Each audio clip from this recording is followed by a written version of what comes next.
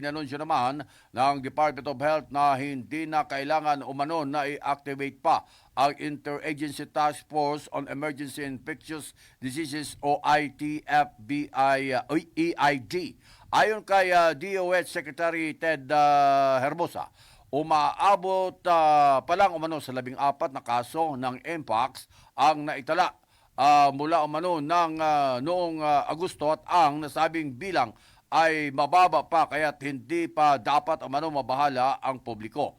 Napag-alaman na pinabi rin umano nito ang agam-agam na dapat ay huwag munang mangamba at matakot dahil sa maaari pang makontrol ito at maputol ang pagkakahawaan dito.